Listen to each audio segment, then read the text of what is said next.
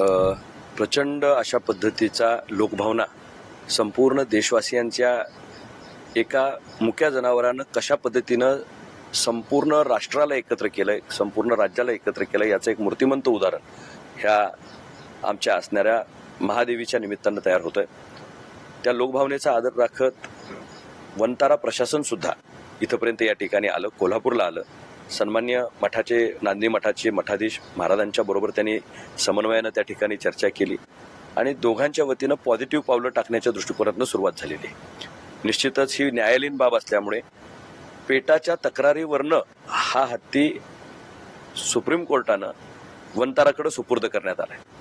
म्हणजेच काय, वंतारानं त्याची मागणी केली नव्हती, पण पेटानं सुचवलं की हा हत्ती आपण वंताराकडे सुपूर्द करा. त्यामुळं आता ह्या परिस्थितीमध्ये यामध्ये हाय पॉवर कमिटी एक असते की जी हाय पॉवर कमिटी समोर हा सगळा निर्णय होऊन सुप्रीम कोर्टामध्ये किंवा हायकोर्टामध्ये त्याची सुनावणी होत असते. आणि ह्या सगळ्या प्रोसिडिंग्स किंवा ज्या रुलिंग्स आहेत ते आता सुप्रीम कोर्टामध्ये जाऊन सुप्रीम कोर्टानं तशा पद्धतीचा निर्णय दिलाय. दोन आता मार्ग आहेत, एक तर रिव्ह्यू पिटिशन दाखल करणे आणि रिव्ह्यू पिटिशनमध्ये दोन्ही बाजू परत एकदा त्याच्यावर रिव्हिजन करणे. आत्ता जर बघितलं तर सुप्रीम कोर्टामध्ये पेटा अधिक मठ एवढ्याच पार्ट्या आहेत, त्यामध्ये वनतारा ही पार्टीच नाही आहे. आणि जर वनतारानं आत्ताच या ठिकाणी त्याच्या बाबतीतली काही भूमिका घ्यायची झाली तर तो कंटेम्प्ट ऑफ कोर्ट व्हायला नको, याची खबरदारी त्या ठिकाणी घ्यावी लागेल.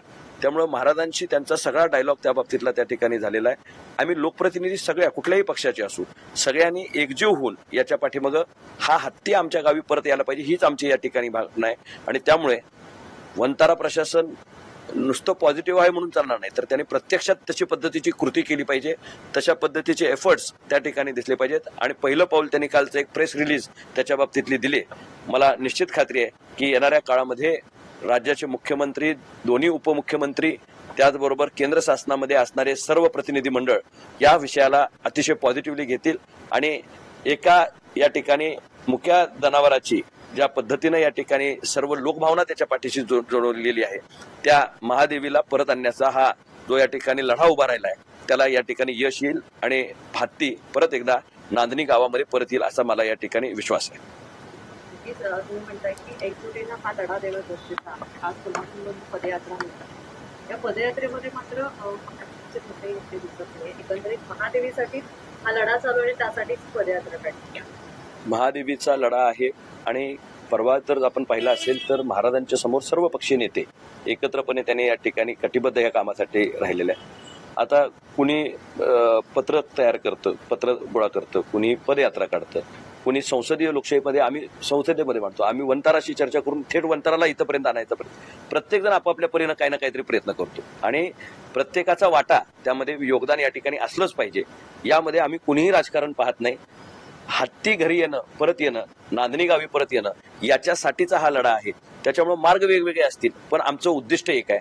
निश्चितच आमच्या सगळ्यांच्या समन्वयानं उद्याच्या काळामध्ये ज्यावेळी वंतारा अधिक पेटा आणि महाराज यांच्यामध्ये या ठिकाणी काय डायलॉग होतो का आणि सुप्रीम कोर्टाच्या डिरेक्शन्समध्ये एखादी कोर्ट ऑर्डर असेल तर त्या कोर्टाच्या ऑर्डरमध्ये चौकटीमध्ये राहूनच आपल्याला काम करावं लागतं. त्यामुळे त्या चौकटीला न बाधित करता मध्यमार्ग कसा काढायचा याच्या बाबतीत प्रशासनाबरोबर त्यांची चर्चा त्या ठिकाणी सुरू आहे. निश्चितच दोन्ही बाजूचे वकील रिव्ह्यूसाठी असेल किंवा मग हाय पॉवर कमिटी समोर या ठिकाणी मागणी करण्यासाठी असेल. आता एक पर्याय कालच्या बोलण्यात समोर आलाय की हाय पॉवर कमिटीनं परत तो हत्ती परत देण्यासाठी शिफारस करावी.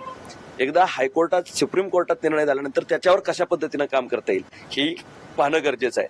त्यामुळं आता ह्या सगळ्या शक्यता तपासण्याचं काम दोन्ही बाजूच्या वकील मंडळींच्याकडनं त्या ठिकाणी सुरू आहे. महाराजांची असणारी मठाची जी या ठिकाणी वकिलांची टीम आहे आणि त्याचबरोबर पेटाची जी टीम आहे यांचं या ठिकाणी जे पूर्वी कॉन्व्हर्सेशन झालंय आणि आता कॉमन एजेंडा कसा या ठिकाणी करायचा याच्या बाबतीत आउटसाइड द कोर्ट सेटलमेंट आता करण्याची परिस्थिती कधी असती की ज्यावेळी केस चालू असती. आता ह्या केसची ऑर्डर झालेली आहे, त्यामुळे आता रिव्ह्यू मध्ये काय मदत होते का आणि रिव्ह्यू मधनं काय या ठिकाणी पहिल्यांदा मार्ग निघतो का, हा पहिला प्रयत्न. आणि दुसरा प्रयत्न, जर समजा रिव्ह्यू मध्ये त्या ठिकाणी काही प्रॉब्लेम आला तर त्याच्यानंतरची जी पुढची लढाई आहे ती त्यामध्ये या ठिकाणी हाय पॉवर कमिटीकडे ते अधिकारी येतील.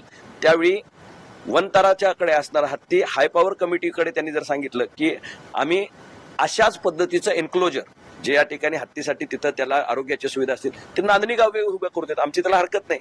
ज्या पद्धतीनं तिथं तुम्ही सुविधा देणार आहे त्या हत्तीला तिथंच सांगू, पण आमच्या गावामध्ये तुमच्या यंत्रणेमार्फत जर केलं, आजूबाजूचे सुद्धा जरी हत्ती आमच्या मठाचे जे आहेत ते सगळे एकत्रपणे त्याचं एन्क्लोजर केलं आणि मग आमच्याकडे संगोपन झालं तर निश्चितपणे आमच्या डोळ्यासमोर आमच्या गावामध्ये या ठिकाणी आमचा हत्ती राहील. आणि त्याचबरोबर वंताराला सुद्धा कुठली अडचण आहे, असं मध्यमार्ग काही काढता येतोय का याच्याही बाबतीत त्या ठिकाणी चर्चा सुरू आहे. उद्देश एकच आहे, त्या मुक्या जनावराची तब्येत व्यवस्थित राहिली पाहिजे, त्याचे हाल होता कामा नये, त्याची काळजी सगळ्यांनीच या ठिकाणी घेणं गरजेचं आहे. त्याचबरोबर लोकभावनेला कुठं ठेस लागता कामा नाही. जे धार्मिक अधिष्ठान आहेत, ज्या पद्धतीनं आहे परंपरेनं आपल्याकडे ही सगळी व्यवस्था आहे, त्या व्यवस्थेला सुद्धा कुठं खिंडार पडता कामा नये. याचा समन्वय आणि बॅलन्स राखतच आपल्याला हा मार्ग काढावा लागेल. म्हणून आजची जी परिस्थिती आहे ही समंजस्यानं, समन्वयानं आणि अतिशय शांततेनं या ठिकाणी आपल्याला करावं लागेल. कारण सुप्रीम कोर्टाचा आदेशाला शासन सुद्धा अतिशय वेगळ्या पद्धतीने त्याला पॉझिटिव्हलीच हाताळायला लागेल आणि त्यामधनं मार्ग काढत त्या ठिकाणी पुढे जावं लागेल.